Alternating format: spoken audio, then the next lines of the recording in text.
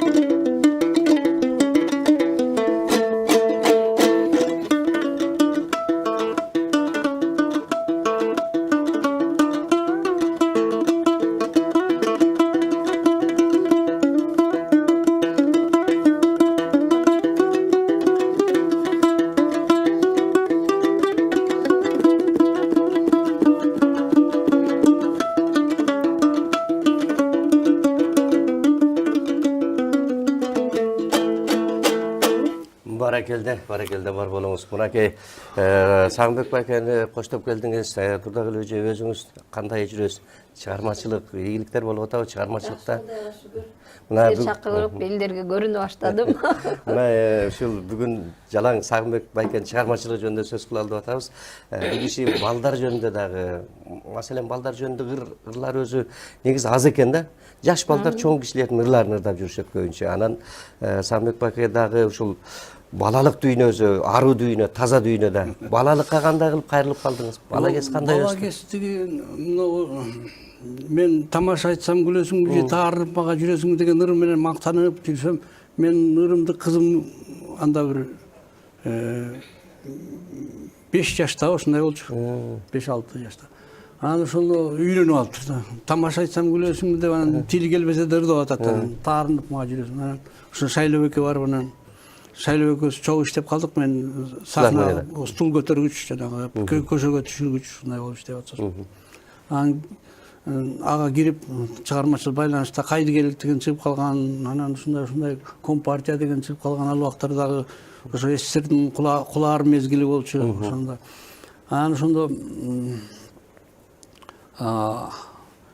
айттым да, ушу менин ырымымды ырдап атат, ушу жок дегенде бир балдарга чыгарып көрөлүчү, мен оон чыгарайын десем, анан эшикке чыгарып тиги эшиктин алдындагы бакчада балдар кар тоголоктошуп үйлөшүп аппак карда ойношуп аткан артында, филармониянын артында мектеп бар да.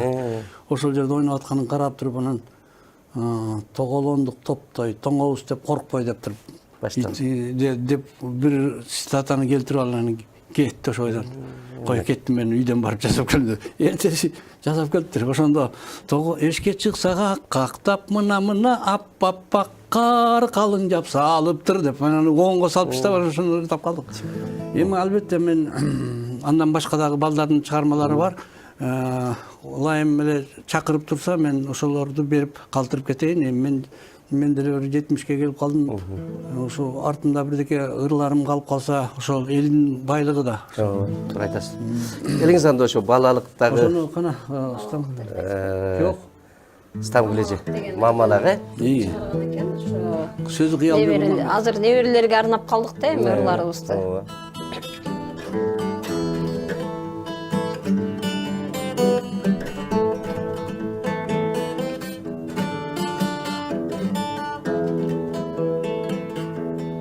Тентек мамалак, тентип кетти талалап, энесинен адашып эки жагын каранат.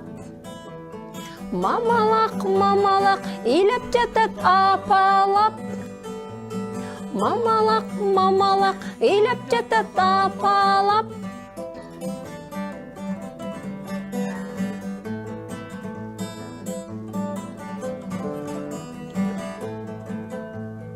Топпадалды аралап, тоодой терең карагат.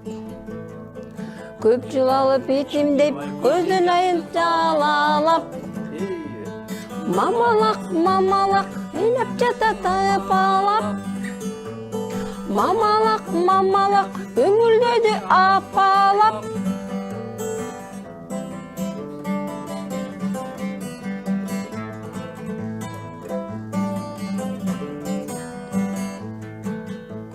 Күлбөгүлү табалап, кайра үйүн табалат. Тентек кылбай экинчи досум болот мамалак. Мамалак ыйлап жатат апалап. Мамалак өңүлдөйдү апалап. Мамалак өңүлдөйдү салап. Өңүлдөдү апалап. Ей, баракелде. Самбек баге, негизи балалыгыңыз кандай өттү сиздики? Биздин балалыкта Союздун тамекисин терип жүрүптү.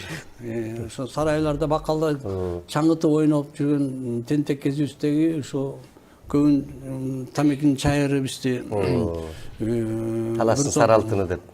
Сары алтын деп алтын карматпай эле чайыр карматып койгон бизге. Анан көрсө жашоосундай экен деп жүрсөк, таптакыр башка экен, көрсө алданып жүрө бериптирбиз. Анан адан бир топ аллергияны таптык, ар кандай немелерди таптык. Эми турмуш өзүнчө, бирок өзүнчө балалык өзүнчө.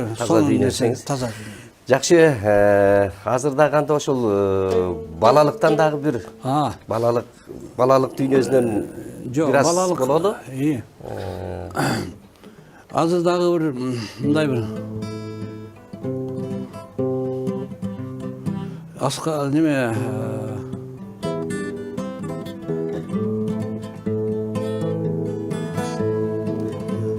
таранчы жөнүндө ыр бар да. Жакшы да. Рыскуловдуку. Сууга келип таранчы, суулап чачын таранчы, кичинекей көлмөнүңө күзгү кылып каранчы. Karga muну biliptir, karkar ketip gülüptür. Tarançığa çakalaya çıkat dep al jürüptür.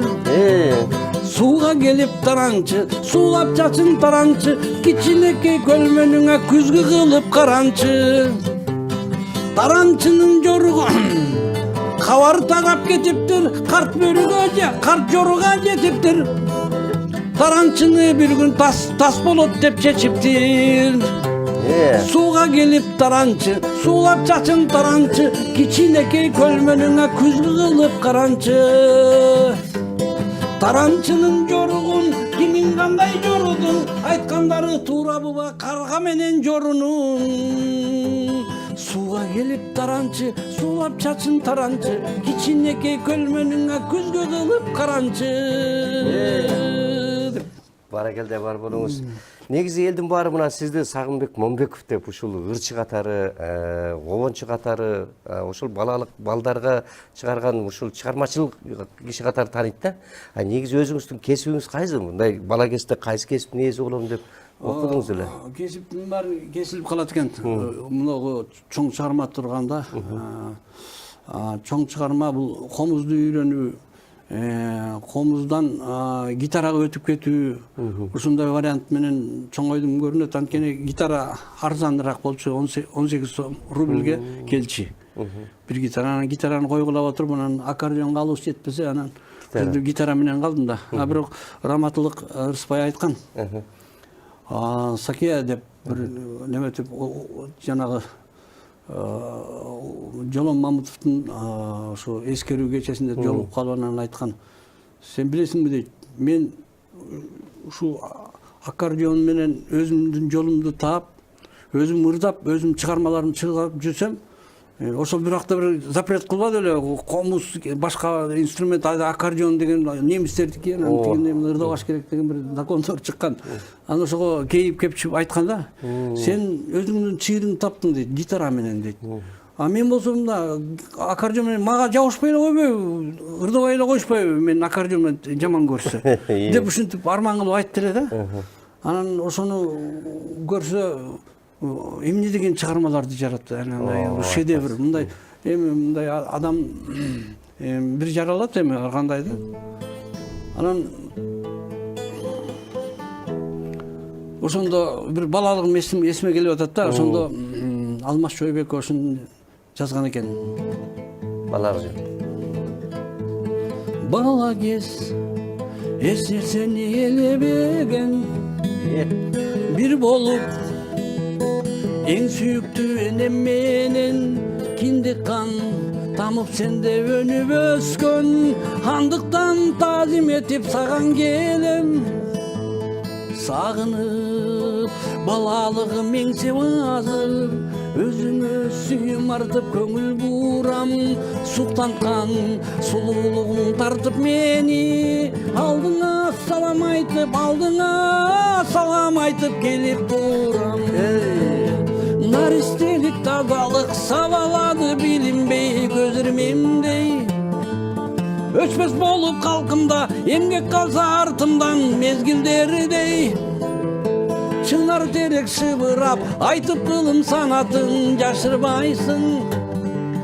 Түбөлүккө бейкутмуз ол алтын гүл, сен эч качан жашынбайсың.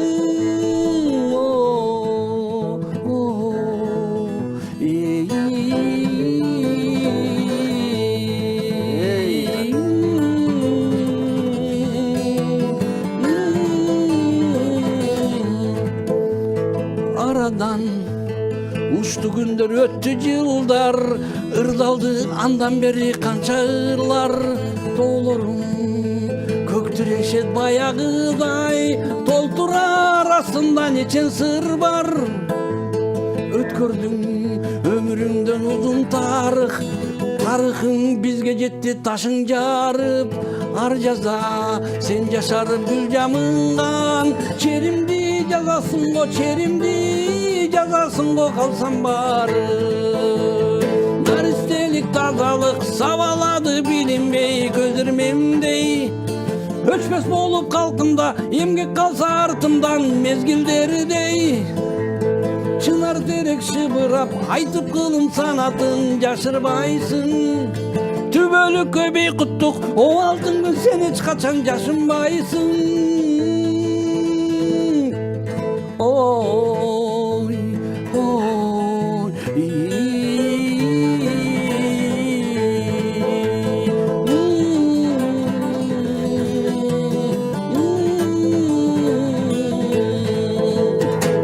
Ey bana geldi mınakey öçpes bolup ırlarınız kalat buyursa ırdalat degende. Неме ошол чыгармаларды Шайлыбек Дүйшеевдин жанында жүрүп анан мен армияга кетип калдым да, мединститутты бүтүрбөй өйкөсөм да жукпай койдум ага. Анан жукпагандан кийин ушу чыгармачылыкка неметип кирдим. Анан жолдошум дагы мага ошо медик болот деп тийсе керек да. Мединститутта окудуңуз. Окуп жүрүп 3-чү курстан мен алдап кетип атпайбы. Болду мен артист жагына өтүп кеттим деп. Ошол сыгандай анан алигече арман кылат, но бирок эми айла жок, кээде гитарадан деле окат кылса болот экен, ырдап деген. Жаралып атат. Анан ошолордун баалап азыр Кудайга шүгүр ошо неберелүү болдук деген чөйрөлүү боло элекпиз, эми неберелүү болуп калдык. Кудайга шүгүр ошондой. Кудай буткузду. Эми дагы көп эле нерселерди чыгарайлы деп чыгарып атабыз. Анан ошону только чакыра турган кишилер мага мүмкүнчүлүк кылып чакырып ошол той аштарына болобу же болбосо чоң концерттерине кошуп койсо, ошого деле көп жаңылыктарды киргизип кое турган мен мүмкүнчүлүгүм бар деле да. Жакшы, жакшы. Сыйлап мен мына Стамгүл балдызым мени келип жаныма отуруп, кой мен арка бел болуп турайын деп Шахризада ошо анча-мынча ооруп калган экен, ошону айыкканга чейин мен караан болуп турайын деп келип калдым, мына ошондой. Жакшы. Эми дагы мына Стамгүл эже ошо сиздин дагы ырларыңыздан даярдап келиптир, да кезек берели. Андан кийин өзүбүзгө кезек берели. Неметпейлиби? Жана тамаша айтсам, Мен издеген дарыларыбызда эле. мейли. Издеп жүргөнбүз да барыбыз эле дарыны. Ар бир сөздүн мазмуну өзүнүн циклы бар. Бул өзү Надырбек Алымбеков. Ооба. 10 жыл мурун, даже 20 жыл мурун ырдап чыкканбыз да бул ырды.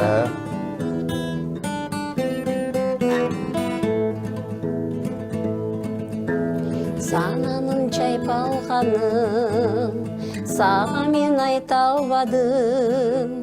Көзүңө көзүм түшүп, көңүлдү кайтарбадым. Кыялдын термелгенин кымбатым сен көрбөдүң.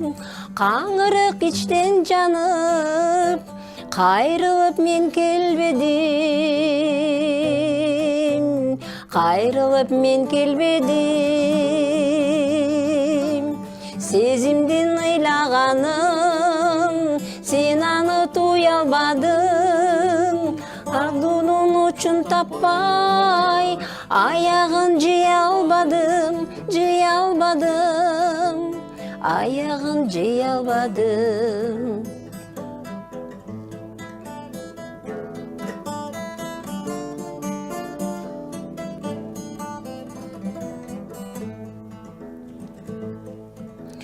Башыма багым конуп, бактылуу жарым болуп, илдеттен коткарсаңчы, издеген дарым болуп. Сезимдин ыйлаганын, сен аны туя албадың. Арзунун учун таппай, аягын жыя албадың. Аягын жыя албадың. Сезимдин ыйлаганын, сен аны туя албадың. Арзунун учун таппай, аягын жыя албадым, жыя албадым. Аягын жыя албадым. Ышкындым. Ey баракелде, бар болуңуз.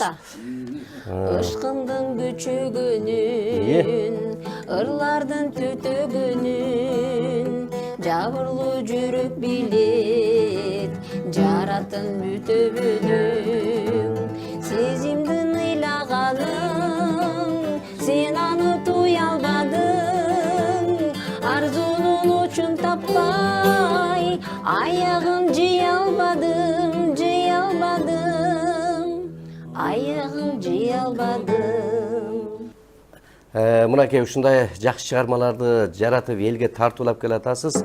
Эми комуз менен жана күү менен баштадык. Эми комуз менен кайсы кийинки убакта чыгарган чыгармаларыңыздан айтып берсеңиз. Бир кызык нерсени Сапарбек Медербеков деген жумгалдык саяк аксакал менен жолугуп калдык да. Ошол ырларын берип абдан мындай жапакеш неме адам экен ушунчалык айланайын мына мен мындай ыр чыгардым деп. Ошонун жанагы чыгармалары жалгасын ырдап жүрөт. Кайра кайра карра сабабы шылып, бал татыган балгымыздын жутуруп деген. Ошонун сөзү да. Анан ушул мага мындай ак чөлмөк деп берип калды. Ак чөлмөктү биз көрүп калдык да. Азыр бул жаштар билбейт. Жаштар ак чөлмөк кандай экенин. Биз бир убакта жашыл чөптүн немесине ыргыткан шыйракты табабыз деп жетелешип бир бар ак чөлмөк ойноп чыкты. Анан ошону жаштар билбейт экен. Анан ошону мен как мындай эстрадный боло турган оюм бар. Анан бирок комуз менен келтирдим да мен.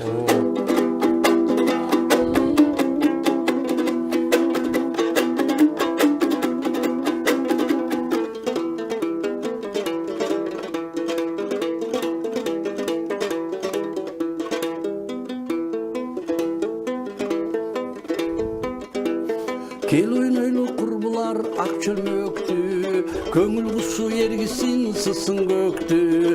Махабаттуу айлуу түн болсун дайым, өмүр бою болбосун көңүл чөптүн. Алыска алыска ак чөлмөктү биз ыргыттык, жарышып тулпарларча учтук сыздык. Айлуу түн аппак нурун сээп жатты, жаштыктын жүрөк оту жүрөк булку. Биз ойнодук түнүндө ак чөлмөктү, биз ойнодук түнүндө ак чөлмөктү.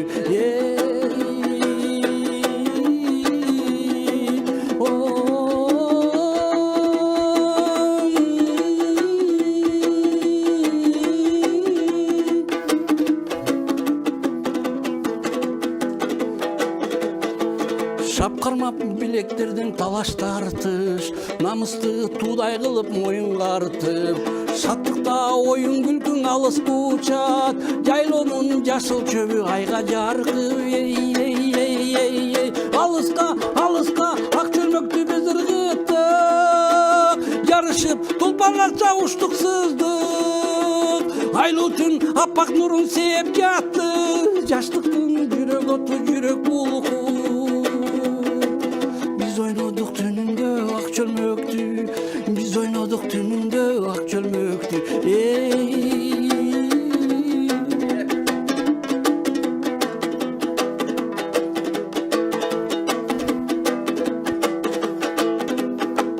Күлкү чачып оюндар жүрүп жатты, убакыттар билинбей канат какты. Кызык оюн ак чөлмөк биз ойногон, түн жылып аппак нурлуу таңда аттың. Алыска алыска ак чөлмөктү биз ыргыттык, жарышып тулпарларча учтук сыздык. Айлуу түн аппак нурун сээп жатты, жаштыктын жүрөк оту жүрөк булку. Биз ойнодук түнүндө ак чөлмөктү, биз ойнодук түнүндө ак чөлмөктү.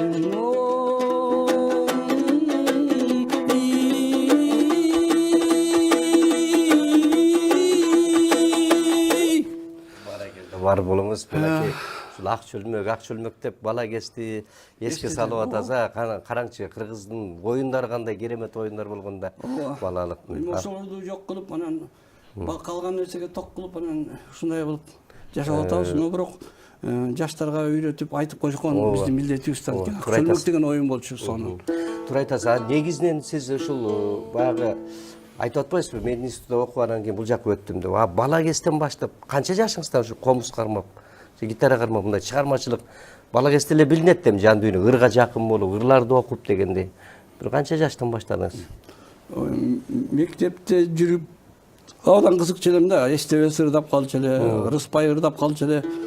bir жолу bir токтоп калган жерден магазинге кирип башкармасынын баласына бирөөсүнө конфет алып берди. Анан ошонун жанында туруп ошондо Ырыспай ушул экен деп калдым да, ошол өзүм Бакай ата деген.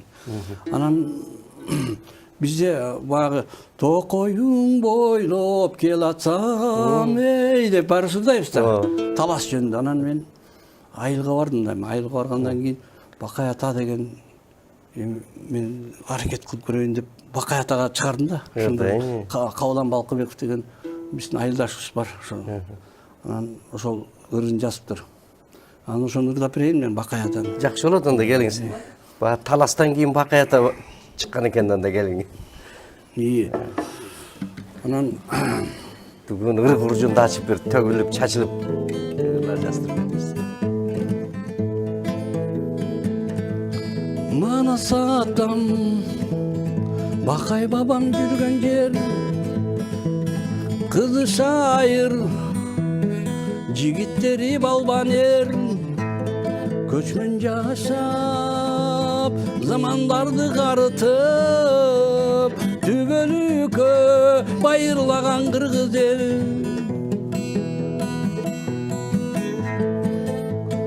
Күмүш тактын өзөнүнөн жел соккон, боз бөлтөктүн этегинен жел тоскон. Үрмаралдын күмүш тактын таластына, агымынан сен жаралдың үч кошкон. Күндүн алтын нурларына өбүлүп, таңда тоолор кызыл болуп көрүнүп. Бактарагың ай жылдызга бойсунуп, сен турасың бакталайга чөмүлүп. Бакай ата, Бакай ата, Бакай ата кут мекен, жүрөк туйлайт, жүрөк ырдайт сен десем, алыс жүрсөм айылымды сагынып, сау болуп эңсей берем кечке мен.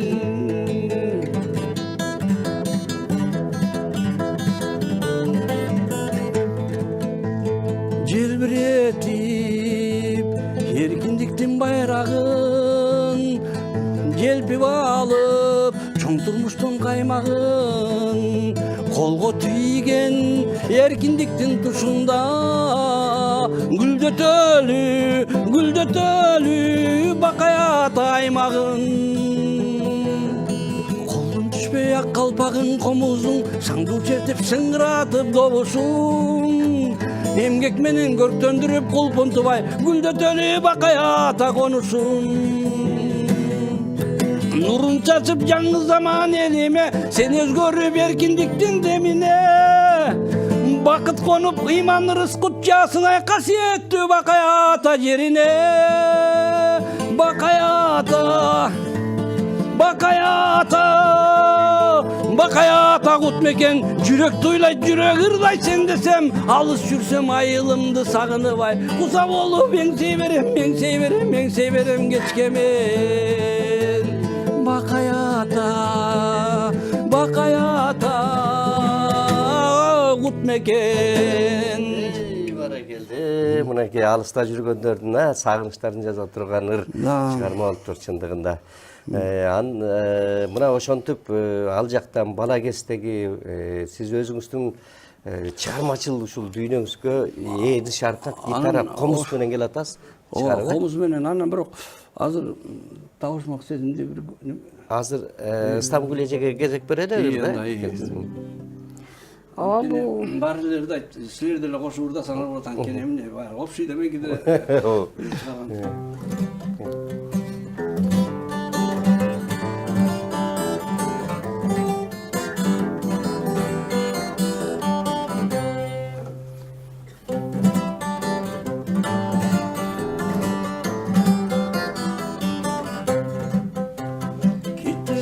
Көңүл жазылбай кеткен, көрүнүп жүздөн капалып чеккен, койчу эми жаным жылмайып койчу, жүрөктөн букту чыгарып эстен.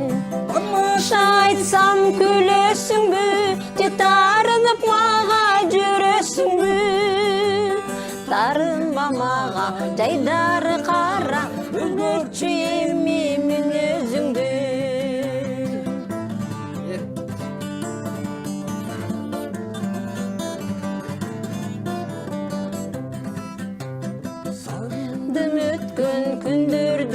istep, jutasың келip, jutыңды искеп, баягы мүнөз каякка кеттим, канткенде аны табамын издеп.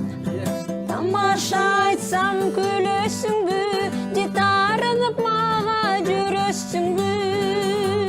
Тарынма мага, жайдары кара, өзгөрчү эми мүнөзүңдү.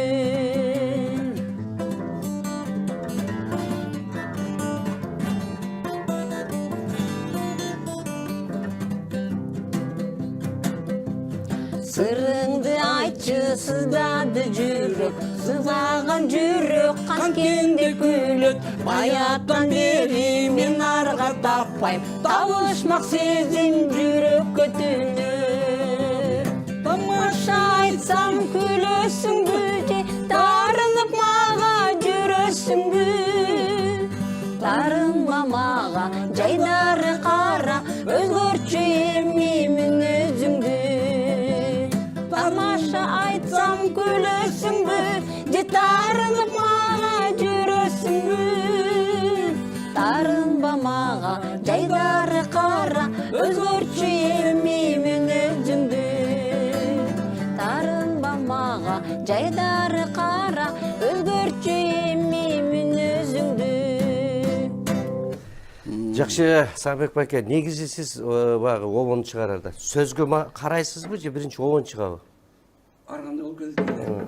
Бирок обон чыккан менен сөзгө баа берем. Сөздү карап ошо издеп калып, Бул ырдыкын ошо өзү жазыптыр да, Сөз обону меники. сөздө обонду өзүңүздүкү. Жакшы.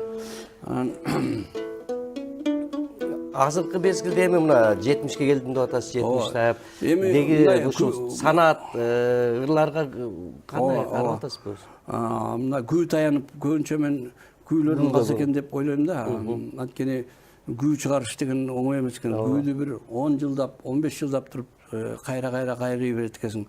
Анан улам күнүгө бирдеке кошулуп калса, ошо деле өзүнчө бир бакыт биз үчүн. Анан мен бир неме күү чыгардым эле, неме деген теребел. Теребел? Теребел.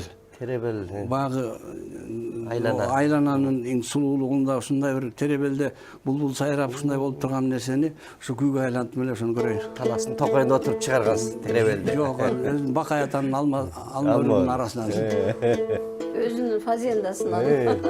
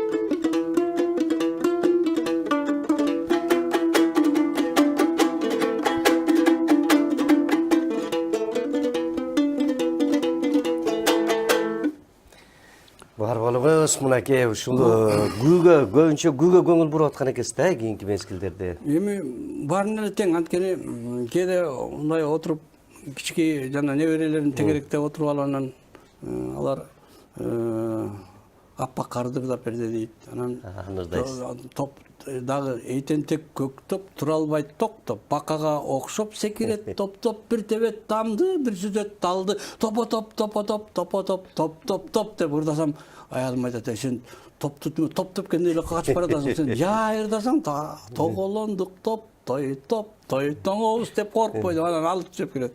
Анан ушундай тартышып чыгып жаралып атат да, чыгармачылык ушундай болот өзү негизи. Жакшы. Анан албетте күүлөрүн мындай дагы бир неме бар, жанагы кеткис элестер деген. Анан ошону Кеткиз элестер деген күү чыгардыңыз, күү чыгардым. Келиңиз анда күү, дагы бир күү угалы, анан ырга. Кеткиз элестер деген бул кандай? Тарыхый Эми тарыхый эмес, эми тарыхый болсо да, эми ар кандай биздин ар кимибиздин оюбузда түркүм фантазиялар бар да. Менин оюмда бир фантазияны чыгарып койдум да.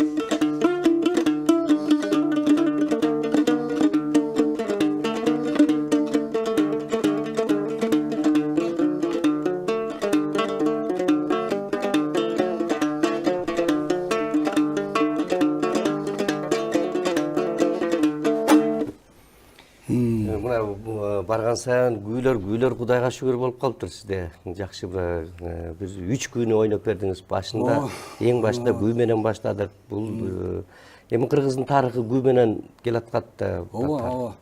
Бизден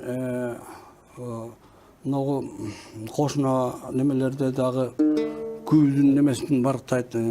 Аттын чаап келаткандагысын, ошо тулпарлардын чыгышын, көк бөрүнүн немесин неметишет.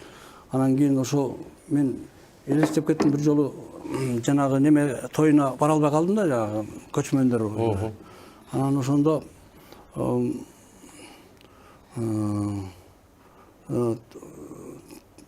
неме ошондо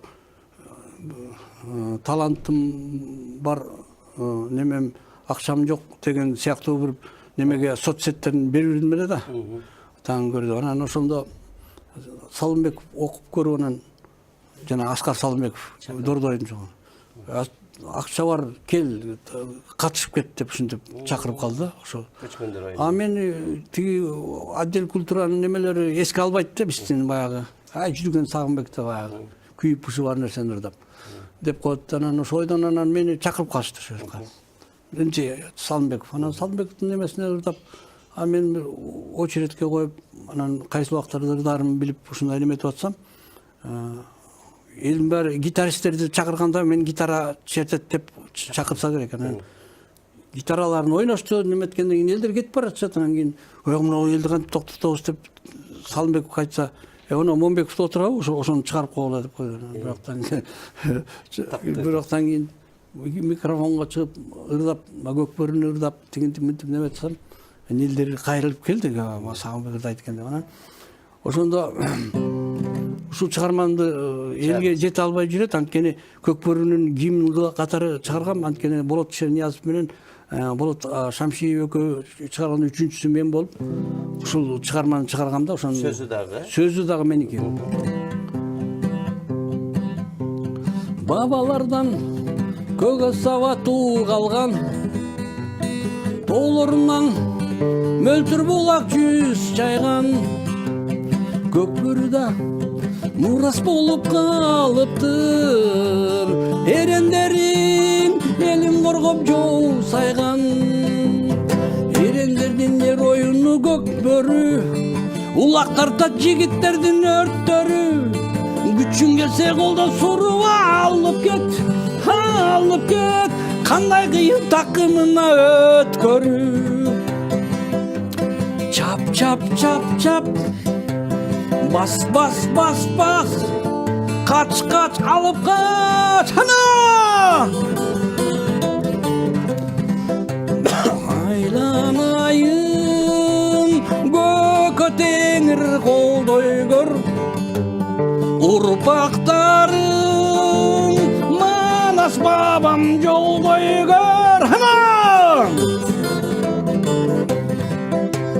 Атын көрчү желдей сызган жигиттин өжөрлүгү кандай экен билишсин. Ата бабам аздектеген көкбөрү, намыс үчүн алайын деп киришкен. Эрендердин эр оюну көкбөрү, улактарда жигиттердин өрттөрү. Күчүң келсе колдо суруп алып кет, алып кет, кандай кыйын такымына бөктөрү.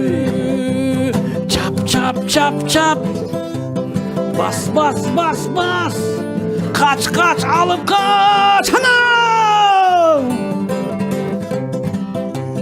Ырыскыңды сен колуңдан чыгарбын, ата журтун тоодой жүктүң артыда. Аргим эмес тарта билсек улактай, келген душман анда бизден качты да. Эрендердин эр оюну көкбөрү, улактарда жигиттердин өрттөрү. Күчүң келсе колдо суруп алып кет, алып кет, кандай кыйын такымына бөктөрү. Чап, чап, чап, чап, бас, бас, бас, бас, кач, кач, алып кач, ана! Айланайын көкө теңир колдой көр, урпактарың Манас бабам жолдой көр, ана!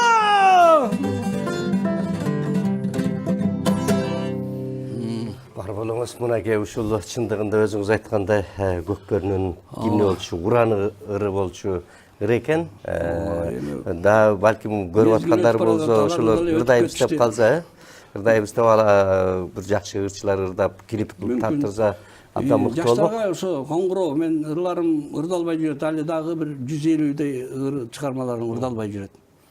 Анан эми чыгармачыл болгондон кийин келип сураса мазмуну жок. Огондорду чыгарып ырдагандарында мазмундуу ар бир немесинин өзүнүн титулдук немеси бар. Ырларда ырдаса жакшы да. Анан мен эле мендей бергимге деле келбейт эми. Мага эч кандай заслуга деле жок, тиги башкасы деле жок. Бирок элге бир калтырып кетиш керек болуп атат да. Туура айтасыз, Сагынбек байке, мына сиздин ырларыңыз менен биз 1 саат эмес, 1 күн кечке отурсак да болот, бирок убакыт деген ушундай экен, учат экен, жыла дегендей эми сизге бир эркин микрофон берейин, мындай бир өзүңүздүн оюңузду айтып, жыйынтыктоочу сөз катары. Айланайын элим, эң биринчи эл журтта тынччылык болгону жакшы. Бирок тынччылык болот деп бирөөнүн оозун карап тура бербей, өзүбүздүн чек арабызды сактап, өзүбүздүн туубузду сактап, туу түбүндө туруп бере турган адамдарды сактап, ошондой алып жылмай замандарын оолак болгонго чакырам. Бирөөнүн ишинде жеген жемишин жешпей, жаман дешпей, мындай бир жакшылыктын үстүндө элибиз бардарчылыктын үстүндө турса экен деп ойлойм. Анан ушул өзүбүздүн суубузду бааласак, абабызды бааласак, тообузду бааласак, анан кийин токойубузду бааласак, ар кимдин сулуулукту бааласак, кыздарыбызды кетирбей, өзүбүздүн калабызда калтырсак, жумуш ишин берден деле тапса болот. Иши кылып тентип кетпей, бала чакабыз өзүбүздүн колубузда иштеп калса экен деген тилекти айткым келет. Жакшы, Стамбулеже жыйынтыктоо. Мен дагы кошулам ушул ойго. Кудайым көп жакшылыктарды берип атат. Ошол жакшылыктарды колдонуп, барктай билели. Бардыгыбызда аманчылык, эң башкысы тынччылык болсун. Рахмат сиздерге дагы, Сагынбек байке, мына ушул келип атайын, ушу чыгармачылык жараткан чыгармаларыңызды элге тартылып бергениңизге ыраазычылык билдиребиз. Дагы да Кудай буйруса эшигибиз ачык, ошол жараткан чыгармаларды келип элге тартуулап туруңуз. Не дейбиз, ушул чыгармачылык ийгилик каалайбыз, дагы да элге кызмат кыла бериңиз. Мунуңу маданият тармагын жапа-тырбак жалпы өстүрүш үчүн ушул чыгарма ырлар керек экен. Не дейбиз, бар болуңуз, арыбаңыз, карыбаңыз, талыбаңыз, эмгекти кыла бериңиз демекчибиз, бар болуңуз. Урматтуу телекөрөрмандар, биздин көрсөтүү соңуна келдик. Кийинки көрсөтүүдөн жолукканча аман туруңуздар.